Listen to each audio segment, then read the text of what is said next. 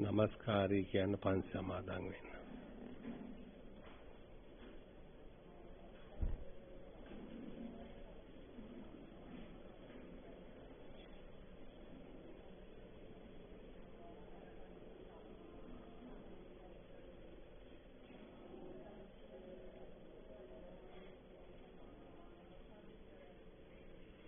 බුද්ධං සරණං ගච්ඡාමි ධම්මං සරණං ගච්ඡාමි සංඝං සරණං ගච්ඡාමි ဒုတိယံ පි බුද්ධං සරණං ගච්ඡාමි द्वितीयम्पि धम्मं शरणं गच्छामि द्वितीयम्पि संघं शरणं गच्छामि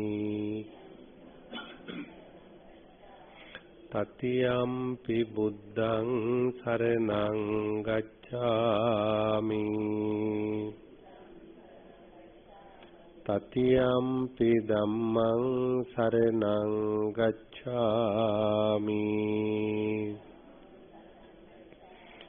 तृतीयम्पि संघं शरणं गच्छामि पानातिपाता वेरमणि सिक्खापदं समादियामि අදින්නාදානා වේරමණී සික්ඛාපදං සමාදියාමි කාමේසු මිච්ඡාචාරා වේරමණී සික්ඛාපදං සමාදියාමි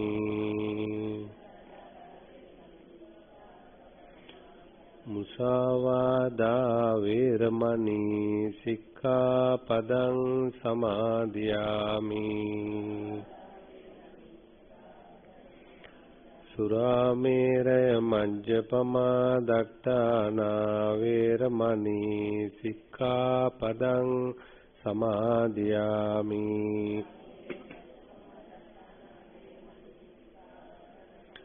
මේ තිසරණ සහිත වූ පංචශීල ධර්මය මාර්ගඵල නිවන් පිණිසම හේතු වේවා සාදු කියන පංචමාරේ ජිතෝ නාතෝ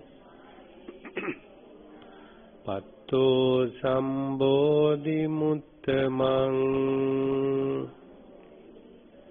චතු සච්ඡං පකාසේති මහාවීරං නමාමහං ඒතේන සච්ච වජ්ජේන සබ්බේ මාරා පලායන්තු අනාදිමත් කාලයක සිට ලොව පහළ වූ බුදුපසේ බුදු මහරහතුන් කෙරෙහිද සිල්වත් ගුණවත් උතුමන් කෙරෙහිද වැඩිහිටි ගුරුවර දෙමාපියාදීන් කෙරෙහිද මාගේ සිතින් කයින් වචනයෙන් සිදු සියලු කර්ම දෝෂවලට මම සමා කර ගනිමි මට සමාවන සේක්වා දෙවනුවද මම සමා කර ගනිමි මට සමාවන සේක්වා තුන්වෙනුවද මම සමා කර ගනිමි මට සමාවන සේක්වා බන්තේ සංසාර වඩ දුක්ඛතෝ මෝචනත්තාය කම්මට්ටානං යාචාමි ඉමහං බන්තේ අත්තභාවං තුම්මාකං පරිචජාමි මට විදර්ශනා ඥාන මාර්ග ඥානඵල අවබෝධ වෙත්වා නවආරාදී බුදු ගුණ සිතේ ඇති කරගන්න අරහං සම්මා සම්බුද්ධෝ විද්‍යාචරණ සම්පන්නෝ සුගතෝ ලෝකවිදු අනුත්තර පුරිස ධම්මසාරති සත්තා දේව මනුස්සානං බුද්ධෝ භගවා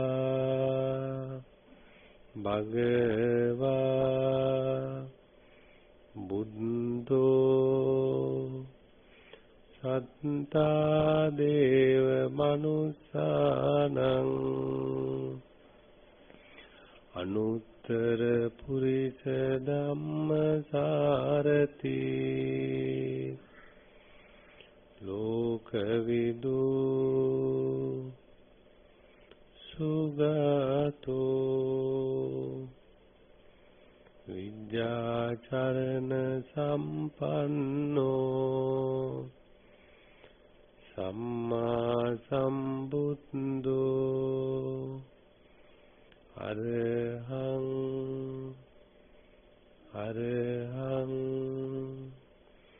සම්මා සම්බුද්ධෝ විද්‍යාචරණ සම්පන්නෝ සුගතෝ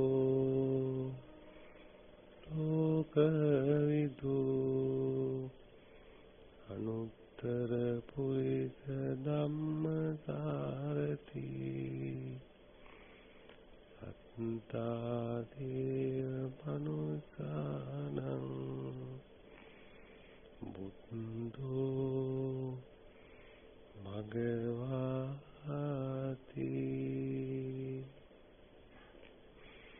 සාදු සාදු බණ අහන්න සූදානම් වෙන සත්පුරුෂ පින්වත්නි අපේ බුදුරජාණන් වහන්සේ රජගහනුවර වේළුවනාරාමේ වැඩ වාසය කරන අවස්ථාවේ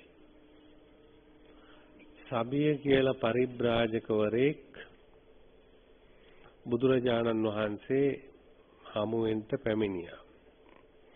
මේ සබිය පරිබ්‍රාජක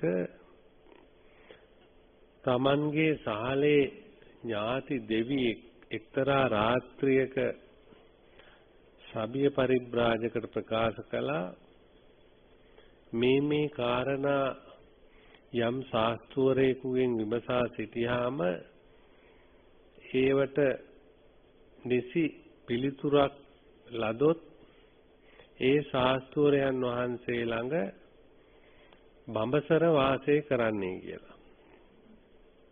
පරිබ්‍රාජකවරු කියලා කියන්නේ ශ්‍රමණ සම්ප්‍රදායක් කහ වස්ත්‍ර අඳින තනින් තන සැරිසරන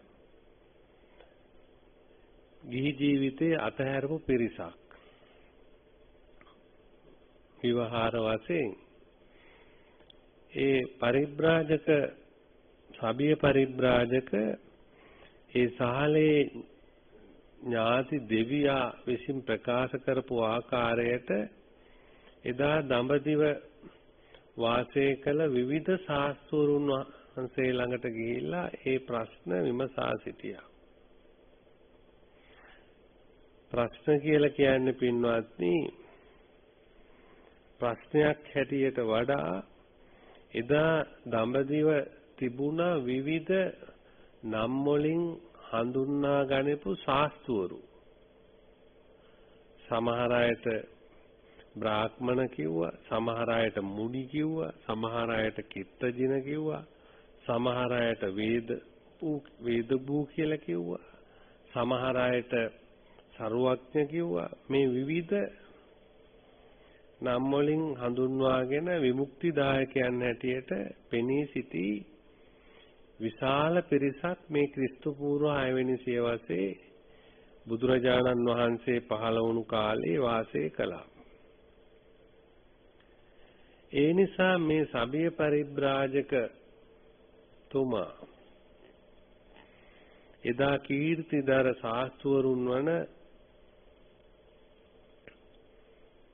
පූර්ණ කාශ්‍යප, අජිත කේස කම්බලි, මක්කලි ගෝසාල, සංජය බෙල්ලට්ට පුත්ත, නිගණ්ඨ නාථ පුත්ත ආදී විවිධ ශාස්ත්‍රවරුන් ළඟට ගිහිල්ලා අර දෙවියා සඳහන් කළ ප්‍රශ්න විමසා සිටියා. කාටද මේ අනන්ත ජින කියන්නේ? කාටද කිත්ත ජින කියන්නේ? කාටද බ්‍රාහ්මණ කියන්නේ? කාටද සරුවඥ කියන්නේ? ආදී වශයෙන් ප්‍රශ්න විමසා සිටියා. ඒ ප්‍රශ්නවලට උත්තරේ ලැබෙනවා වෙනුවට මේ පරිබ්‍රාජකතුමාට ඒ ප්‍රශ්න අහන්න තබා අවස්ථාවක් ලැබුණේ නැහැ. ඒ හැම අවස්ථාවදීම කෝපයත්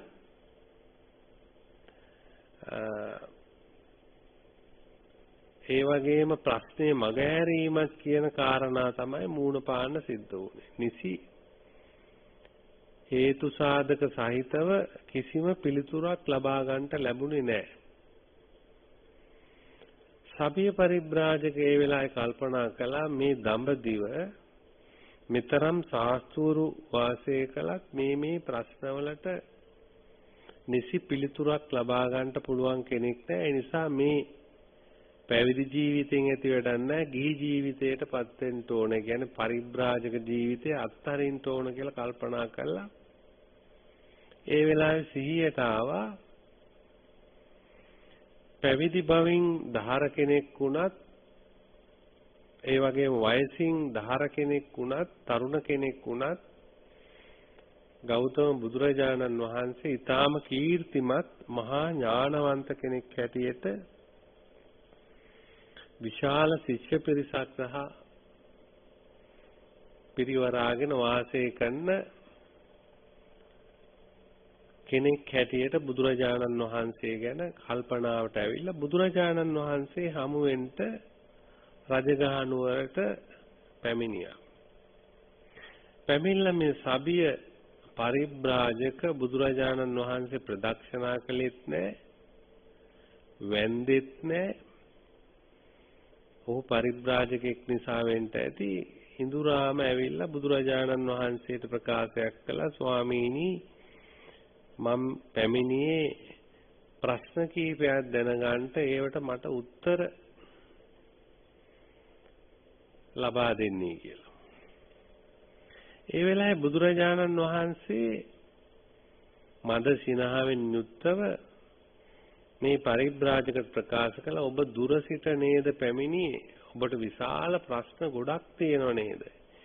ඒ හැම ප්‍රශ්නයක්ම තමන්ගේ හිතේ තියෙන හැම ප්‍රශ්නයක්ම මගෙන් විමසා සිටින්න. ඒ හැම ප්‍රශ්නයකටම මම මුල ඉඳලා උත්තර දෙනවා. උත්තර ප්‍රකාශ කරනවා. ප්‍රශ්න විසඳනවා. ඒ වෙලාවෙම සතුටක් ඇති වුණා මේ සබිය පරිබ්‍රාජකතුමාට අනිත් ශාස්ත්‍රවරුන්ට වඩා මේ බුදුරජාණන් වහන්සේ වෙනස්. එක ක්ෂණ මාත්‍රයක්වත් විනාඩි ගාණක්වත් Tamanට අවස්ථාවක් නොදුන්නු ශාස්ත්‍ර අතර බුදුරජාණන් වහන්සේ ප්‍රකාශ කරනවා කැමැති තාක් ප්‍රශ්න විමසා සිටින්ට ඒ හැම ප්‍රශ්නයකටම උත්තර දෙනවා. ඒ විදිහට සබේ පරිබ්‍රාජක බුදුරජාණන් වහන්සේ කෙරෙහි ප්‍රසාද හිතක් පහළ වුණා ඒ මොහොතේම.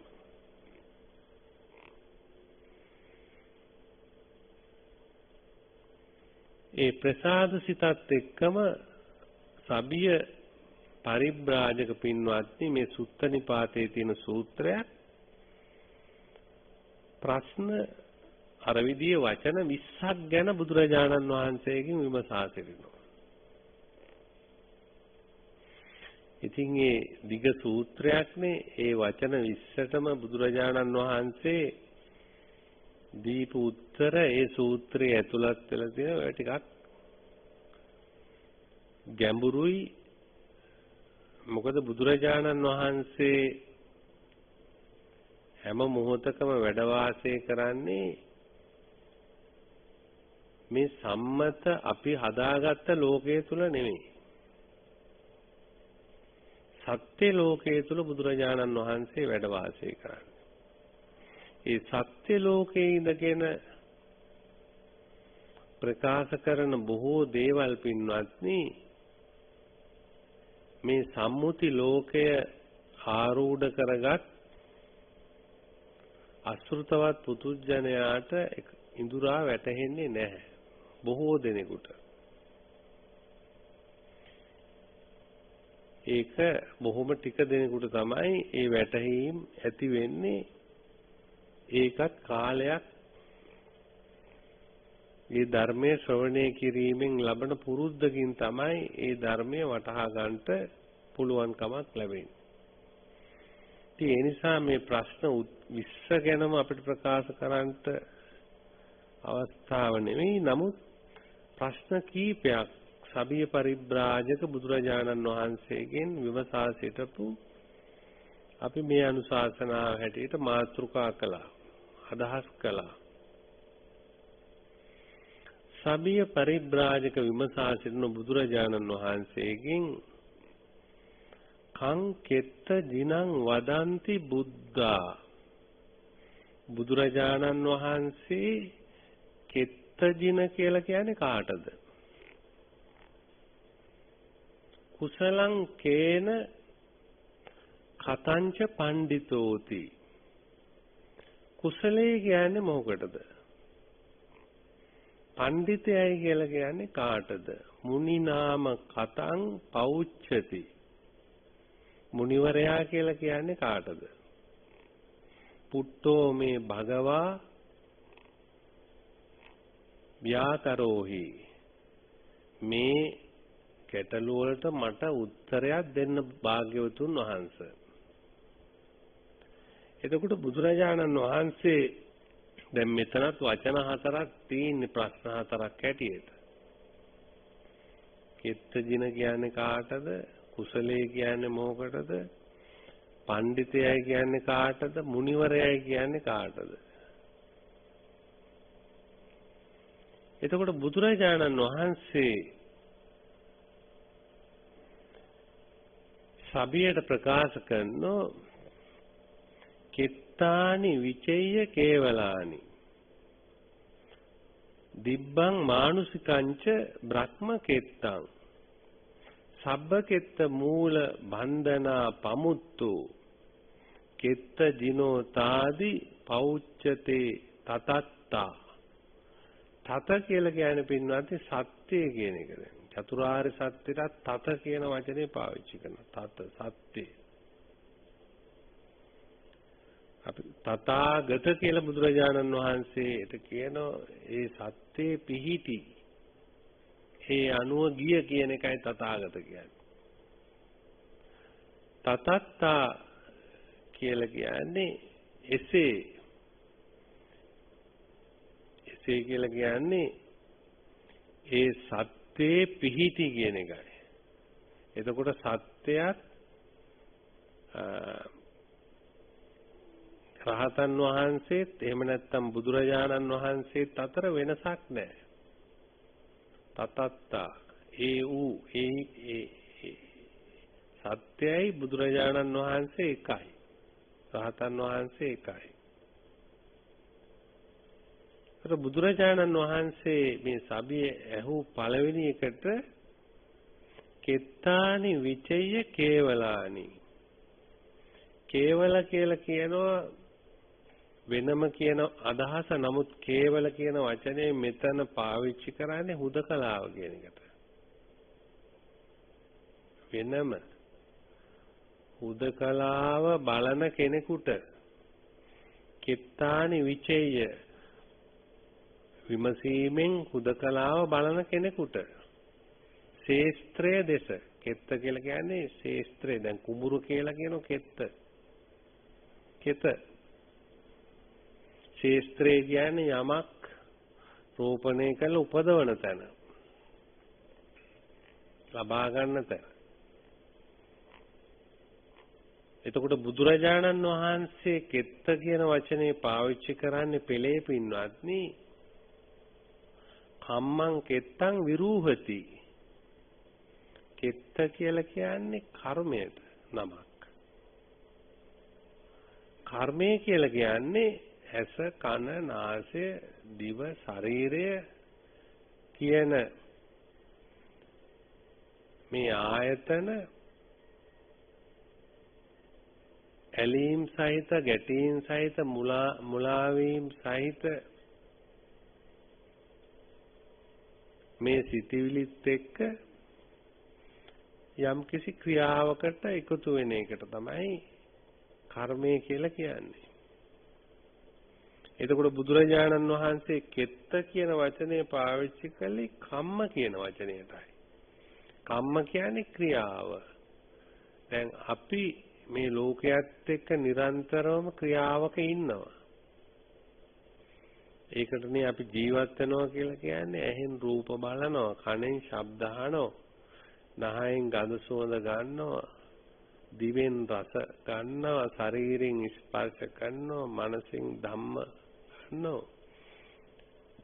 එතකොට මේ ලෝකයේත් එක්ක නිරන්තර ගනුදෙනුවක් කරනවා. මේකට තමයි කම්ම කියලා කියන්නේ. කර්මය.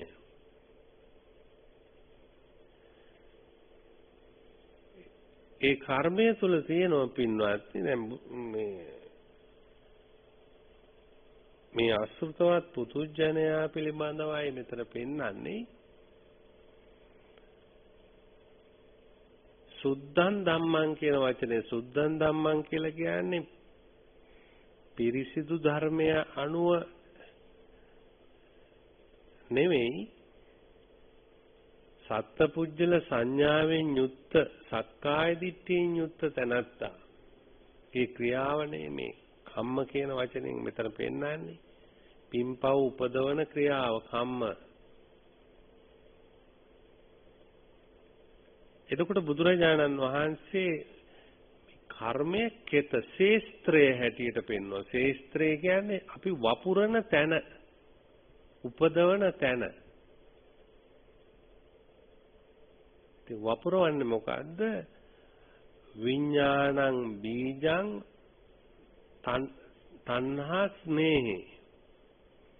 විඥානය නැමැති බීජයි තෘෂ්ණාව නැමැති දියසීරාවයි. එතකොට කර්මය නැමැති ශේස්ත්‍රය තුල විඥානය නැමැති බීජය තෘෂ්ණාව නැමැති ජලය මුල් කරගෙන අපි ශේස්ත්‍රගත කරනවා. හැම අරමුණක් පාසාම රූප, ශබ්ද, ගන්ධ, රස, ස්පර්ශ ආදී වශයෙන් හැම අරමුණක් පාසාම අපි ශේස්ත්‍රගත කරනවා. අපි උපදවනවා. ඒ නිසා බුදුරජාණන් වහන්සේ සබියට පෙන්වුවේ කේවලානි හුදකලාව මේක බලපං. දැන් මේ තමන් හැමතිස්සෙම ගොවිකමක් කරනවා. කිත්තානි විචය කේවලානි. එතකොට මේ ගොවියෙක්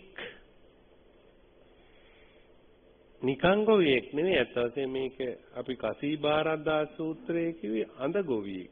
අඳ ගොවියා කියලා කියන්නේ මේ විවහාර මාත්‍රය තුල පාවිච්චි කරන හැම සංසිද්ධියක්ම තමාට අයිති එකක් නෙවෙයි මේ ලෝකේ විවහාර කරන පොදු දේවල්. තමන්ට අයිති නෑ. පොදු දේවල්. ඒව තමයි අපි වචන හැටියට පාවිච්චි කරන්නේ. දේවල් හැටියට, නම් හැටියට, ස්ථාන හැටියට, පුජ්‍යලව හැටියට පාවිච්චි කරන විවහාර මාත්‍රය. ඒවයි සත්‍යයක් නෑ. ඒක අපි විවහාර මාත්‍රයක් හැටියට මේ ලෝකේ ජීවත්. නමුත් ලෝකයා හැම මොහොතකම ඒක මත පිහිටලා ඉන්නවා. ඒ නිසානේ කිව්වේ අක්කේය සංනිතෝ ලෝක. නම් කර කියන දේවල් පිළිබඳ සංඥාවෙන් යුක්තයි හැමතිස්සෙම මිනිස්සු. ඒක තමයි මේ අපි දන්නවා තියෙනවා කියලා ගන්න අර සංඥාවයි. නම් කර කියන දේවල්.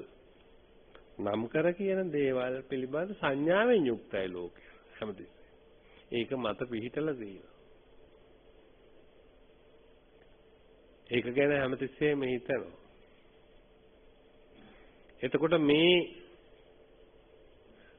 මේ කුෂ්කර්මය එහෙම නැත්නම් මේ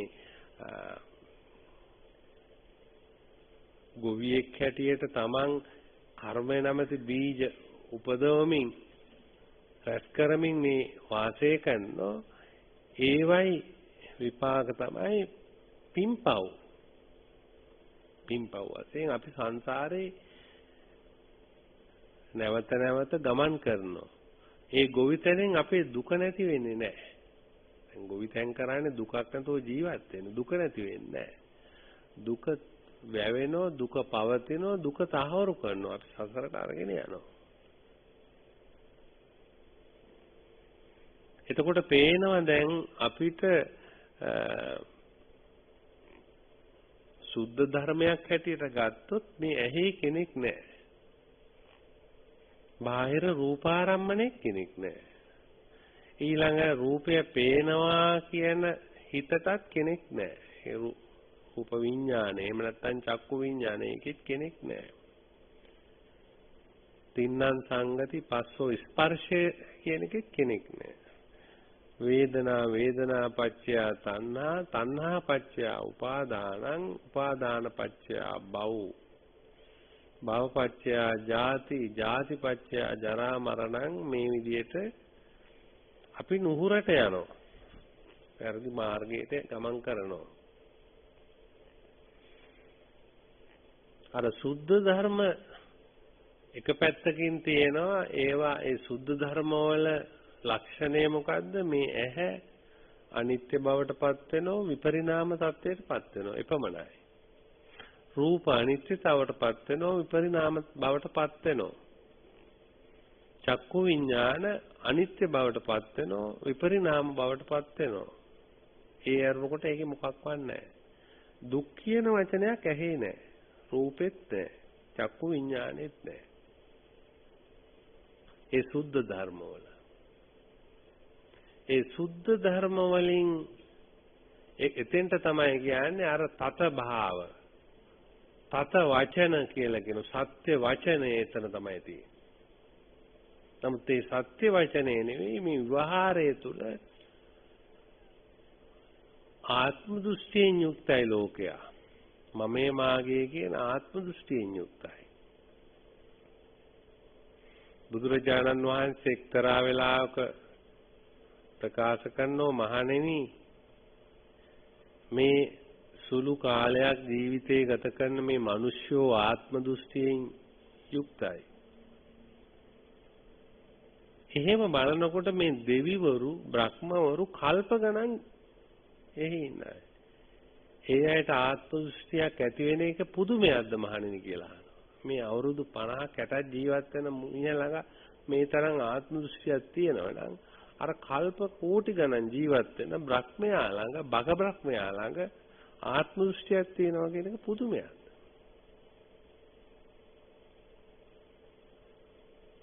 එතකොට පින්වත්නි අපි ආත්ම ස්නේහයෙන් යුක්තව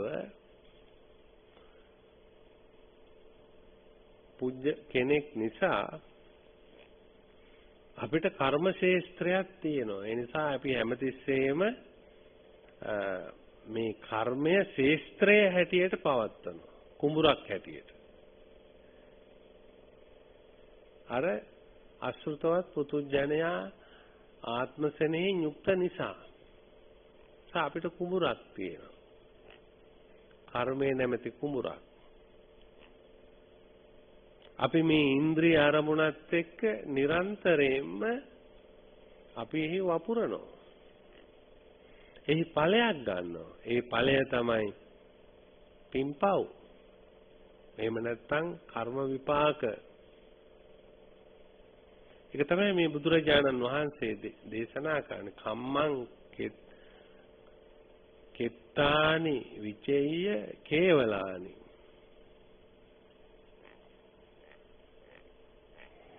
තිබ්බං මානුසිකංච බ්‍රහ්මකෙත්තං. ඊළඟට බුදුරජාණන් වහන්සේ ඊට ඩිංගක් එහාට ප්‍රකාශ කරනවා මේ මිනිස්සුયો කරන්නේ දෙවිවරු කරන්නේත් මේකමයි. ඒගොල්ලොනුත් මේ කෙතක් ඒගොල්ලන්ටත් තියෙනවා.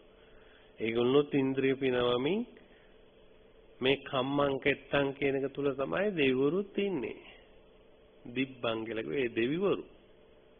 මානුසිකංච මිනිස්සුත් ඉන්නේ එතන. ඒ විතරක් නෙවෙයි බ්‍රහ්ම කෙත්තං බ්‍රහ්මයෝ ඉන්නේත් එතන. දැන් අර ධානවලටපත් වුණාම ඒ ධානවල ධාන ආරම්මණය එතනත් මේ සිතෙන් ඉපදූ ඉන්ද්‍රිය ඥාණයෙන් ලබාගත් දෙයක්මයි එතන තියෙන්නේ. සිතෙන්ම ලබාගත් දෙයක්. ඒ නිසාම ඒකට සමාධි කියන වචනේ පාවිච්චි කරන්නේ. මේ චිත්ත සමාධිය කියලා කියන්නේ සිතෙන්ම ඉපදූ දෙයක් නිසා. එතකොට එතනත් ශේස්ත්‍රයේ තියෙන වෙනසක් නැහැ. ඒ නිසා බුදුරජාන් වහන්සේ දේශනා කරන සබිය දිබ්බං මානුසිකංච බ්‍රහ්මකෙත්තං. දෙවියොත් මිනිස්සුත් බ්‍රහ්මයොත් මේ කෙතෙන් අයින් වෙලා නැහැ. ඒ කියන්නේ කර්ම ශේස්ත්‍රයේ තියෙනවා කියන එකයි. කම්මකෙත්ත කියන එක තියෙනවයි කියන එකයි. ඊළඟට බුදුරජාණන් වහන්සේ දේශනා කරනවා සබ්බකෙත්ත මූල බන්ධනා පමුත්තෝ කියන්නේ යම් කෙනෙක් මිදෙනවා නම් මොහොකින්ද සබ්බකෙත්ත මූල මේ සියලුම දිව්‍ය මනුෂ්‍ය බ්‍රහ්ම කියන මේ අයගේ මේ කෙත එහෙම නැත්නම් කර්මයේ මූල බන්ධනෙන් අයින් වුණොත් එතකොට මේ අයට පුළුවන්කම තියෙනවා මේ කෙතෙන් ගොඩ වෙන්න. කෙතක් නැතුව වාසය කරන්න. මූල බන්ධන. සබ්බකෙත්ත මූල බන්ධනා පමුත්තෝ මූල බන්ධනා කියලා කියන්නේ පින්වත්නි දැන් මේ කර්මය කියන එක අපි ඇහෙන් රූප දකිනවා කනෙන් ශබ්ද අහනවා නහයෙන් ගඳ සුවඳ ගන්නවා ආදී වශයෙන් ප්‍රකාශ කළාට මේකේ මූල බන්ධනය මොකද්ද මේ ක්‍රියාව තුල තියෙන්නේ අවිජ්ජා සංකාර විඥාන නාම රූප සලආයතන ස්පර්ශ වේදනා තණ්හා උපාදාන භව ජාති ජරා මරණ මේ ඒ ප්‍රත්‍ය සමූහයෙන් තමයි මේ ආරම්මන නිත්‍ය සුඛ ආත්ම වශයෙන් උපදවන්නේ මේ ප්‍රත්‍ය සමவாயයි මේ ප්‍රත්‍ය නොවෙන්නට අර නිත්‍ය සුඛ ආත්ම වශයෙන් අර රූප ශබ්ද ගන්ධ ආදී අරමුණු ගන්ට ක්‍රමයක් ඇත්තේ නැහැ. නිත්‍ය සුඛ ආත්ම වශයෙන් ඒ අරමුණු ගන්නේ අර ප්‍රත්‍ය මුල් කරගෙන අවිද්‍යාව මුල් කරගෙන. විද්‍යාවක් නෙමෙයි එතන තියෙන්නේ. ඒ නිසා තමයි අපි වචන වලට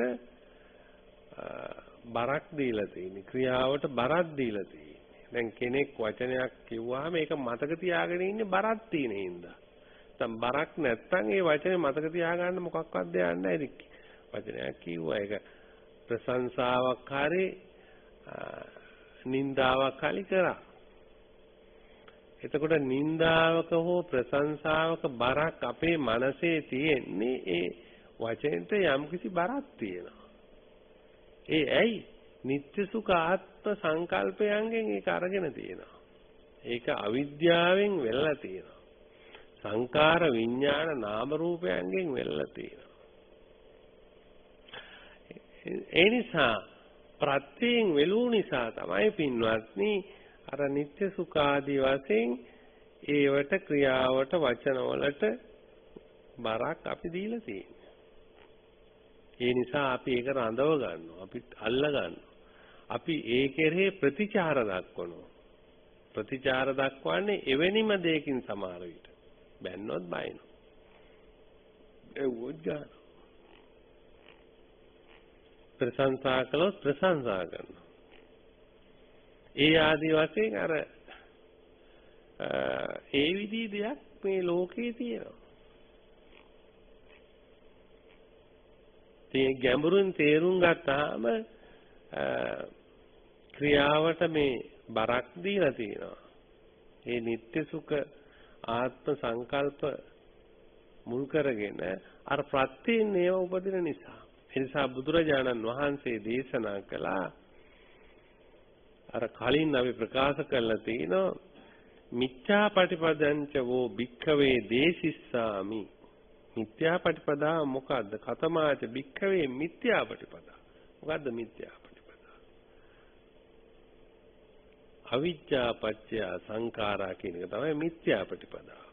මේ මිත්‍යා පටිපදාව කොහෙද තියෙන්නේ? මේ ඇහෙන් රූප දකින්න තැන, කනෙන් ශබ්ද අහන තැන, නහයෙන් ගඳ සුවඳ ගන්න තැන තියෙන්නේ මේ ඉන්ද්‍රිය ගමනය තුල මිත්‍යා පටිපදාවක්. මිත්‍යා පටිපදාවක් කියලා කියන්නේ අර අවිද්‍යා පත්‍ය ආදී ප්‍රත්‍ය සමූහය මුල් කරගෙන නිත්‍ය සුඛ ආත්ම වශයෙන් ඒ අරමුණු ඇලෙමින් ගැටෙමින් මුලා වෙමින් වාසය කිරීම. ඒක ටිකක් ගැඹුරුයි. එතකොට මේ බුද්ධ දේශනාවේ තියෙන ඉතා ගැඹුරු තැනක්, ප්‍රායෝගික ගැඹුරු තැනක්. නිකන් වචන පාඩම් කරගත්තා කියලා කිසි වැඩක් වෙන්නේ නැහැ. දැන් මේ ඇයිද විදර්ශනා භාවනා කරන්න ඕන නම් මෙතෙන්ට එන්න. එතෙන්ට ආම් භාවනා කරන්න. එතන තමයි අපි යෝනිසෝ මනසිකාරය උපදවන්න ඕන. යෝනිසෝ මනසිකාරය උපදවන්න ඕන. උපදින තැනෙම්ම සබ්බ මූල බන්ධනා කියපු සබ්බකෙත්ත මූල බන්ධනා මේ ශේස්ත්‍රයේ උපදින තැන මූල බන්ධනය උපදින තැන අර අවිද්‍යා ආදී ධර්ම උපදින තැනම තේරුම් ගැනීම තමයි යෝනිසෝ මනසිකාරය කියලා කියන්නේ. එතන වාසය කරොත් අපිට අර තණ්හා දිට්ඨි මාන වශයෙන් එහෙම නැත්නම් නිත්‍ය සුඛ ආත්ම වශයෙන් අරමුණු ගැනීම පාලනය කිරීමේ හැකියාවක් තියෙනවා. අපිට ඒ ගන්නෝ වගේම පාලනය කිරීමේ හැකියාවකුත් මිනිස්යාට තියෙනවා. විචාර බුද්ධියක් තියෙන නිසා. ඒ හැකියාව දෙපැත්තට තියෙනවා. ගන්නත් පුළුවන් ඕනනම් නොගෙන ඉන්නත් පුළුවන්. ගැනීමට යම් හැකියාවක් පුරුදු කරලා තියෙනවා නම් නොගැනීමටත් ඒ හැකියාවක් පුරුදු කරන්න ඕන. ගැනීමට අර ඇලීම් ගැටීම් බහුල විදියට පුරුදු කරා නම් නොගැනීමට සති සම්පජානාදී ගුණධර්ම දිනු කිරීම නොගැනීමට පුරුදු කරන්න වෙනවා බහුල වශයෙන්. ඒ පුරුදු කිරීමේ ඒක නොගැනී වාසය කරන්නට පුළුවන්කමක් තියෙනවා. ඒක පින්වත්නි මේ ශාසනයේ තියෙන ඊටාම විවෘත භාවනාවක්. ඥාන සම්ප්‍රයුක්ත මිනිස්යාට පැවරී ඇති විවෘත භාවනා විදියක්. මේ ඉන්ද්‍රිය සම්බන්ධව මේ කෙත්ත කිව්ව මේ කර්මය පිළිබඳ මේ ගොවිතැන පිළිබඳ සසර බොහෝ කල මේ ගොවිතැන කරමින් මේ වෙනකොටත් ඒ ගොවිතැන කරමින් අපි ආශය කරනවා ඒකෙන් ලබන සැපයක් නැහැ. දුක තමයි ලබන්නේ. ඒ දුක ලබනවයි කියන එක තේරුම් ගත්තොත් ඒ ඇත්ත මේ ශේස්ත්‍රය හදන එක එතකොට අර තමා සක්කාය දිට්ඨියෙන් නැගී හිටීම ගොවියෙක් හැටියට ඊළඟට මේ ශේස්ත්‍රය කර්ම ශේස්ත්‍රය හදනවා.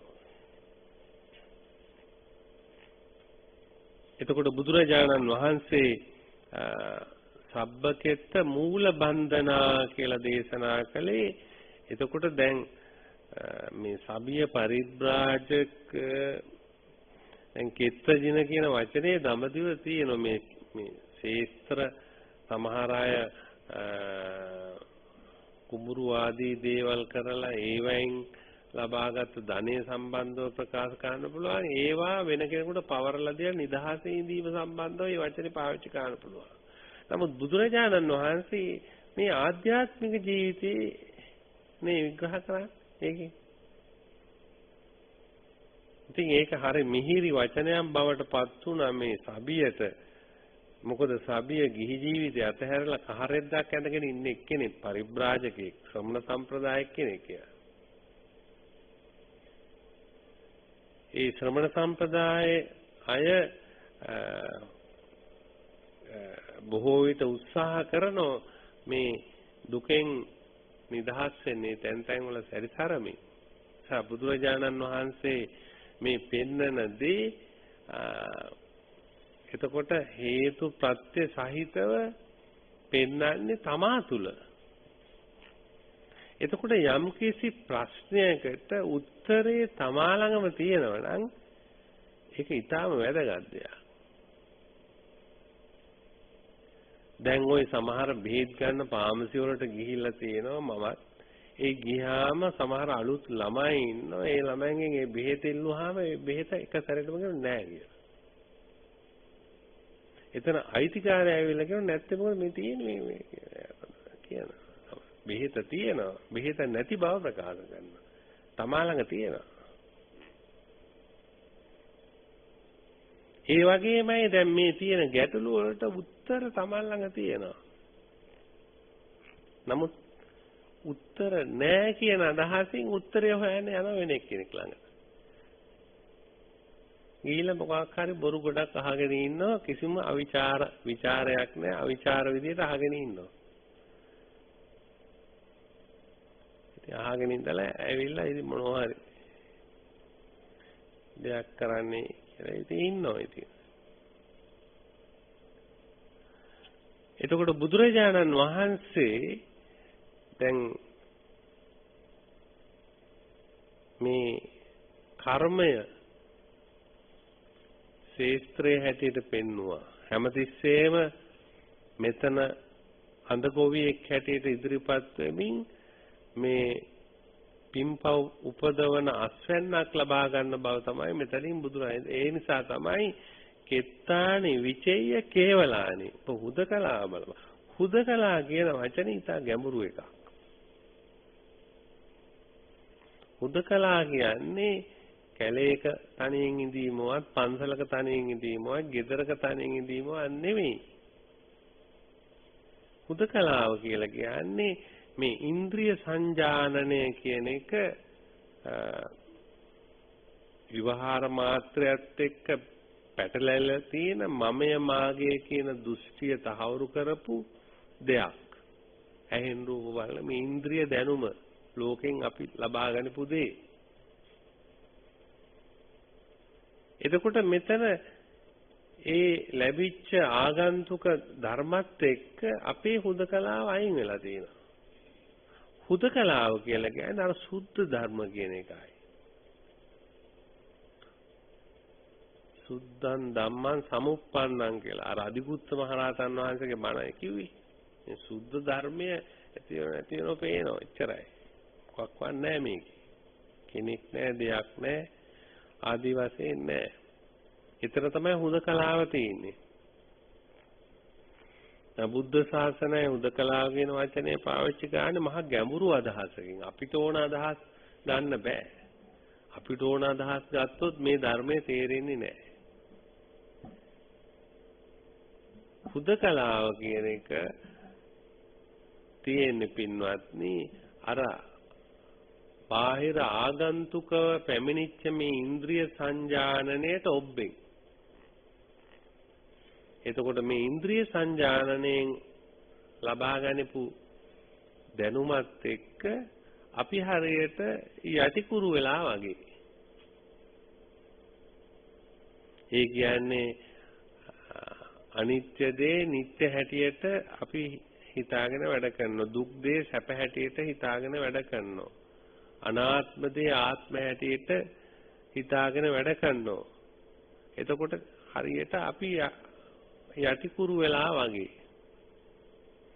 මුණින් නැමිලා වගේ. යථාර්ථයට පිටුපාලා වගේ. එතකොට අපි සත්‍ය දන්නේ නැහැ.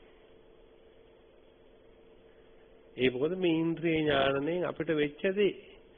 අර සත්‍ය කියන එක ඊට වඩා සියුම් එකක්. අන්නේ සත්‍ය එක්ක බැඳෙන එකට කියනවා හුදකලාව කියනවා. කිත්තානි විචය කේවලානි.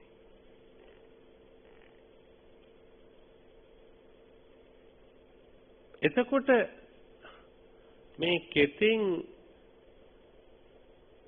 කෙතේ කර්මකාරකයක් නැති වෙනකොට කියන්නේ ගොවියෙක් නැති වෙනකොට කෙතකුත් නැති වෙනවා. තිත්ති අපේ අයින් වෙනකොට. එතකොට ඇහෙන් බලන දෙයට බරක් දෙන්නේ නැත්නම් අහන දෙයට බරක් දෙන්නේ නැත්නම් ක්‍රියාවට බරක් දෙන්නේ නැත්නම් ඒ කියන්නේ අර නිත්‍ය සුඛාත්ම වශයෙන් ගන්නෙ නැත්නම් පින්වත්නි ඒ තැන්වල ඒවා උපදිලා නැති වෙලා යනවා. වෙන මොකක්වත් ඒකේ නැහැ. එතකොට බුදුරජාණන් වහන්සේ කෙත්තානි විචේය කේවලානි දිබ්බම් මානුසිකංච බ්‍රහ්ම කෙත්තං මේ දෙවිවරු බ්‍රහ්මයෝ මිනිස්සු ඉන්නේ මෙතන මේ ඉන්න තැනින් සබ්බකෙත්ත මූල බන්ධනා මේ අවිද්‍යා ආදී මේ ඉන්ද්‍රිය සංජානනයේදී සිද්ධ වෙන ස්වභාවය අපිට වෙනස් කරගන්න පුළුවන් නම්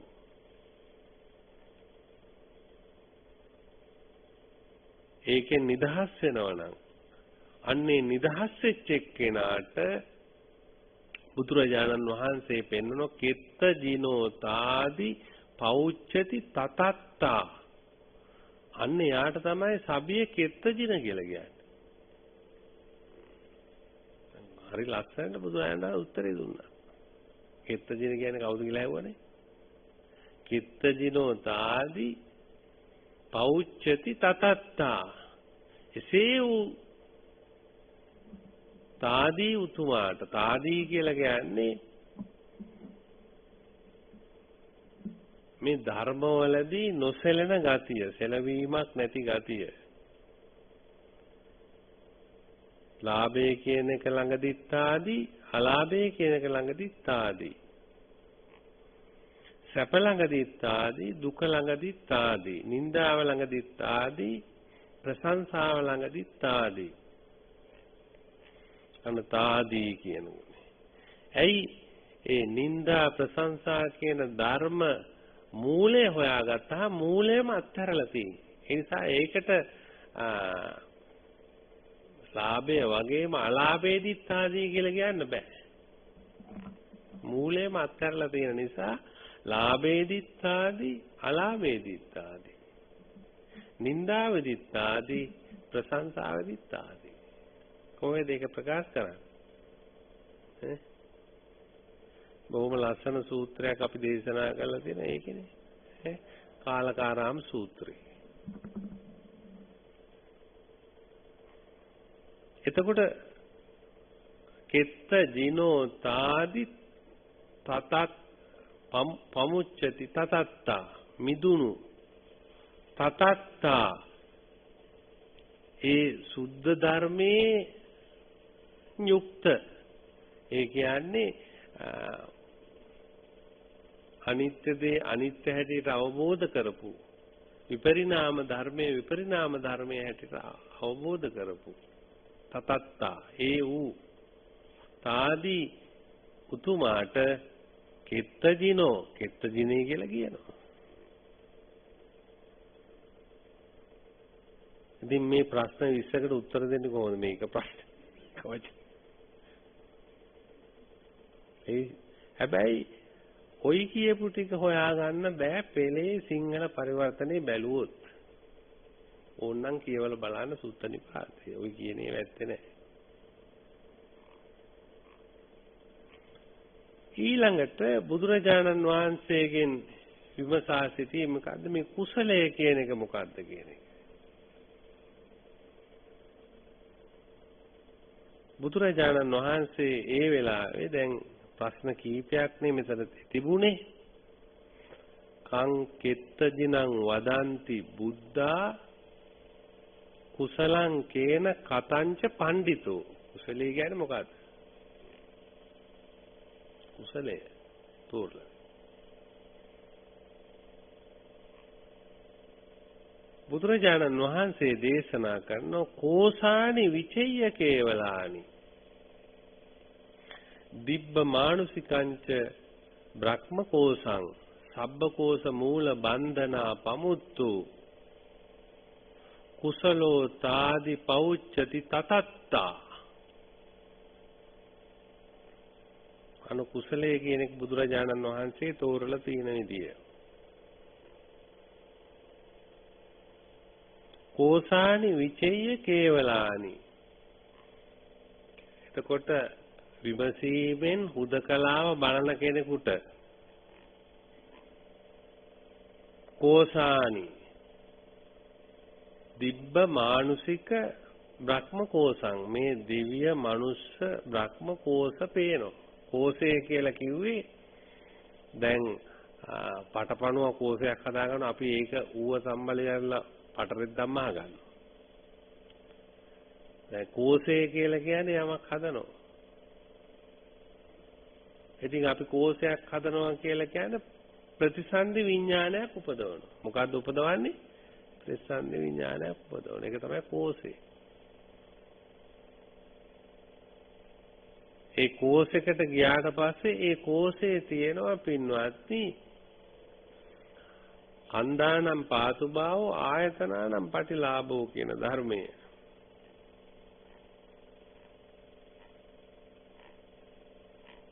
අපි නැවත ඉපදීමට ඌමනා කරන දේ එතන ඇති කරලා තියෙනවා. යංච භික්කවේ චේතේති යංච පකප්පේති යංච අනුසේති ආරම්මන මේතං හෝති විඥානස්ස තිතියා. අපි කතා කරන මේ මොහොතේ ඉන්න ඒ වගේම කල්පනාවට උපදවන අනුශය ධර්ම හැටියට උපදව ගන්න අරමුණක් මාර්ගෙන් මේ ප්‍රතිසන්දි විඥානය අවදි කරනවා. ප්‍රතිසන්දි විඥානය උපදවනවා, නැකිටවනවා. කෝසයේ කිව්වේ ඒකයි. කෝසයක් හදනවා හැමතිස්සෙම. ඉතින් අපි කෝසයකට යන්නේ නැතුව ඉන්නේ කොහොමද ක්‍රියාව තුළ?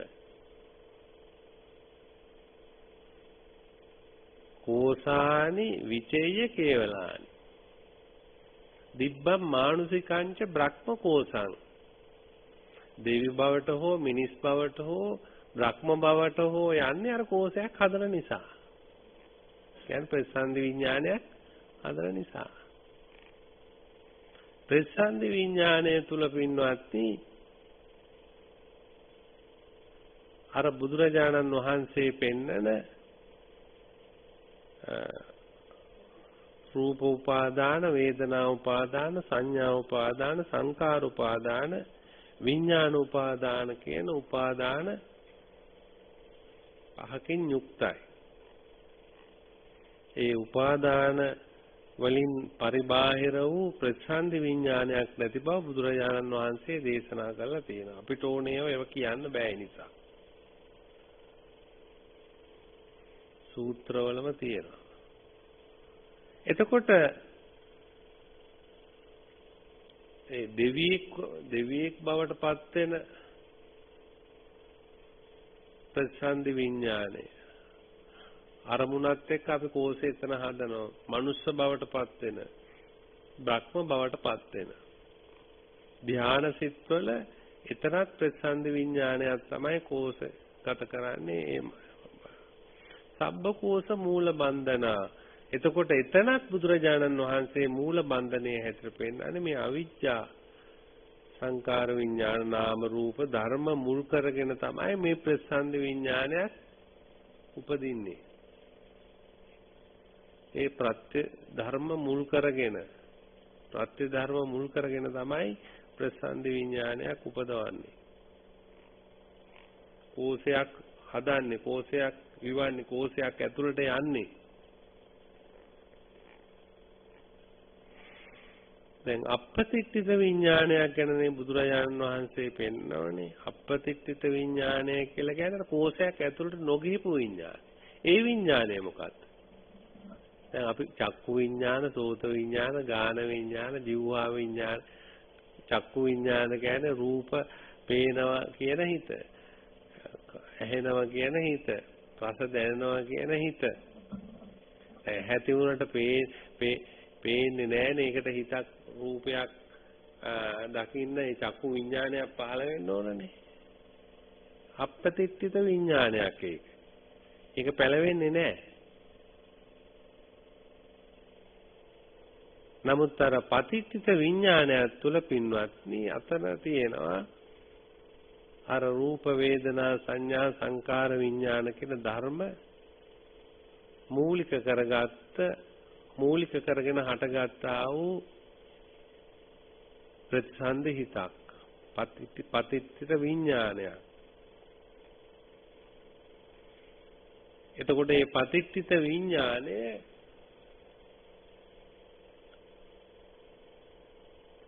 දැන් අපි මරණ මොහොතේදී සම්මත මරණයටපත් වෙන මොහොතේදී අපි මේ අරමුණු වල හැමතිස්සෙම කෝෂගත වෙවි අරමුණෙන් අරමුණම ප්‍රතිසන්දි සිත් පහල කරමින් වාසය කරනවා. එතකොට කෙනෙක් අහනවා දැන් මේ ෂණිකව මැරුණා එයාට කොහමද හිත කියලා. ෂණික කියලා කතාවක් නැහැ නේ. හැම මොහොතකම අරමුණෙන් අරමුණ ප්‍රතිසන්දි සිත් උපදවමින් වාසය කරනවා.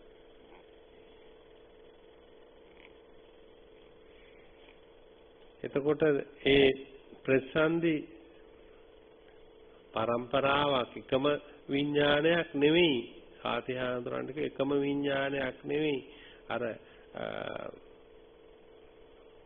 ප්‍රත්‍යයෙන් හටගන්න පටිච්චසමුප්පන්න විඥානයක් කියන එක තමයි බුදුරජාණන් වහන්සේ දේශනා කළේ. පටිච්චසමුප්පන්න විඥානයක් කියන එක තමයි සාතිහ ස්වාමීන් වහන්සේට බුදුරජාණන් වහන්සේ දේශනා කළේ.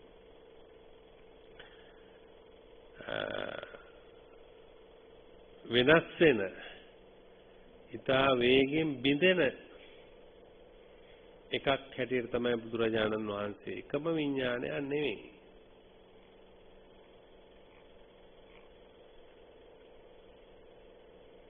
සබ්බකෝෂ මූල බන්ධනා කියලා කිව්වේ මේ ප්‍රතිසන්දි විඥාන ඉපදවීමට අර ආපු ප්‍රත්‍ය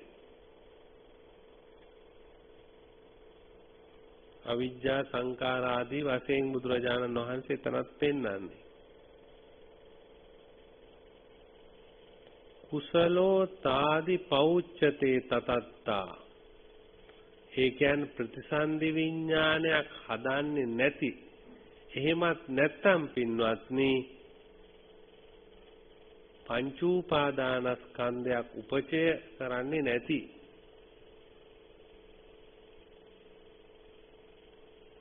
කුසලෝ තාදි පෞච්ඡතේ තතත්තා අන්න ඒ කෙනාට කියන ඒකට කියනවා කුසලයේ කියලා.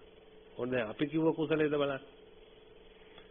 දැන් මම මීට කලින් කියලා තියෙනවා කුසලයේ කියන්නේ කෙලෙස් තේරුම් අරගෙන නැති කරන එකේ කියලා විස්තර.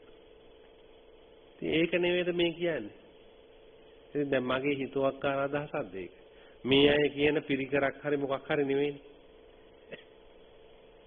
ඉතා ගැඹුරු විදියට මිහිරි විදියට කුසලය පහදලා දීපු තැනක් මේ සබිය සූත්‍රය. අපිට ඕන එකක් කියන්න බෑ නිසා පිරිකරක් ගැන හරි දෙයක් හරි මේ අර කුසලෙ මේක. කුසලයේ කියන්නේ ප්‍රසන්න විඥානයක් ප්‍රසන්න විඥානේ නිරෝධ කරමින් වාසය කරන එක්කෙනා. අපපතිත විඥානය තුළ වාසය කරන එක්කෙනා. එතකොට එහෙනම් එයා කෙතෙනුත් ඇවිල්ලා කෙතේ වපුරන්න දෙයක්වත් එයාගේ නෑ. ඒ බීජ පැලවෙන්නේ නෑ. එතකොට පැලවෙන්නේ නැත්නම් එතන තණ්හාව නැමැති ජලය ඇත්තේ නෑ. ඒ ප්‍රකාශ කළානේ මේ වෙනස් වෙන විපරිණාම තත්වයට පත් වෙන මේ රූපය තණ්හා සාගතසිතින් අල්ලනවායි කියලා. අල්ලන්න දෙයක් නැහැ. අල්ලලා තියෙන්නේ අර නම් කරපු සංඥාව. ඒකට කිව්ව රූප සංඥාය කියලා. ඒක අපි අල්ලගෙන තියෙනවා. මේ මමයි කියලා. ඒක තණ්හා සාගතසිතින් අල්ලගෙන තියෙනවා. වේදනාවත් එහෙමයි අනිත් ධර්මත් එහෙමයි තණ්හා සාගත සිතින් අල්ලගෙන තියෙනවා. ඒ තණ්හා සාගත සිතින් අල්ලගන්නපු නිසා තමයි රූප දිට්ඨියක් වේදනා දිට්ඨියක් සංඥා දිට්ඨියක් සංකාර දිට්ඨියක් විඥාන දිට්ඨියක් කියන මේ සක්කාය දිට්ඨියක් තියෙන්නේ. ඒ නිසා තමයි අපි ඒකට ප්‍රසන්දි විඥානය කියලා කියන්නේ. තණ්හා සාගතින් ඒ නිසා බුදුරජාණන් වහන්සේ ඒක ලං කළා කිව්වා. ඒ නිසා මේ කර්මය නැමැති ශේස්ත්‍රයත් ප්‍රතිසන්දි විඥානය තෘෂ්ණාව නැමැති ජලයක් ලං කළා පෙන්නවා. එතකොට කුසලෝ තාදි පෞච්ඡතේ තතත්තා මේ ප්‍රතිසන්දි විඥානය උපදවන්නේ නැති අපපතිත විඥානය වාසය කරන. ඒ කියන්නේ දැන් අපි මුල්ම බණ කතාව මට මතක් වෙනවා YMB එකේ දේශනා කරනකොට කුසලයේ කියන එක තෝරපු විදිය. එදා කුසලයේ කියන එක තේරුවේ කොහොමද? අලෝභ අදෝස අමෝහ මුල් කරගෙන යම් ක්‍රියාවක් ඇහෙන් බලනවා නම් අන්නේ ඇහෙන් බලන එකට කුසලයේ කියලා කිව්වා. කනෙන් අහන එකට කුසලයේ කිව්වා. දිවෙන් රස ලබන එකට කුසලයේ කිව්වා. ඒ ක්‍රියාවට. එතකොට ඒකම තමයි මේ වෙන විදිහකට කියන්නේ.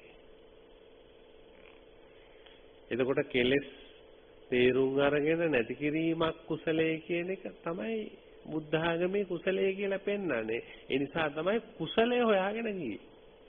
පිරිකරක්වත් දෙයක්වත් නෙවෙයි. නමුත් වර්තමානයේ කොච්චර මේක වෙනස් වෙලාද කියන එක පැහැදිලිව තියෙනවා කුසලයේ කියන එක. මේ පින් කියන එක අස්සෙම ඔබාගෙන තියෙනවා. එතකොට ඒ යෝනිසෝ මනසිකාරයෙන් යුක්තව වාසය කරන කෙනෙකුට ඒ යෝනිසෝ මනසිකාරයෙන් යුක්තව වාසය කරන තැනත්තාට මේක තේරුම් ගන්නට පුළුවන්කමක් තියෙනවා. අනිත් එක්කෙනාට තේරුම් ගන්නට බෑ. මොකද්ද මේ ප්‍රතිසන්දි විඥානය කියලා කියන්නේ කියන එක තේරුම් ගන්න බෑ. එතකොට අර චේතනා සූත්‍රයේ පෙන්වුවේ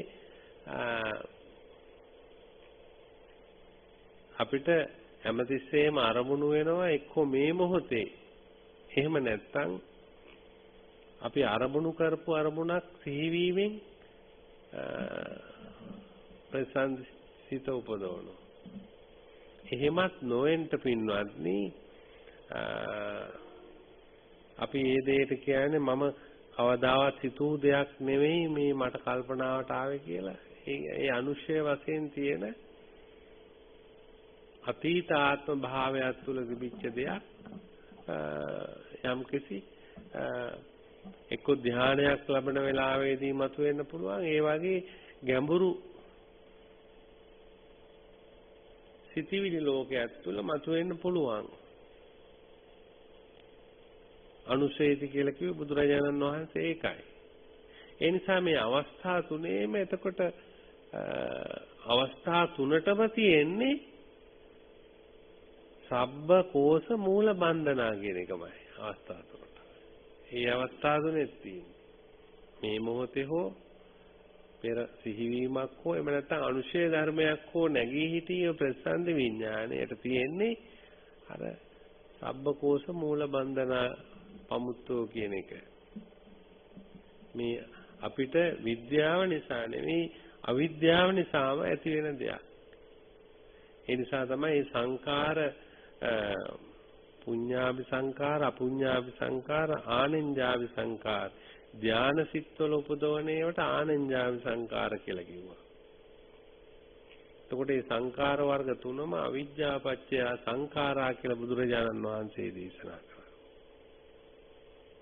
එතකොට පේනවා අර දෙවියෙක් වශයෙන් හෝ මිනිස්සෙක් වශයෙන් හෝ එහෙම නැත්නම් බ්‍රහ්මෙක් වශයෙන් හෝ උපදවන ප්‍රසන්දි විඥාන එහෙම නැත්නම් කෝෂයේ හැටි බුදුරජාණන් වහන්සේ සබ්බ මූලයේ හැටියට පෙන්වුවේ අවිද්‍යා ආදී ධර්ම.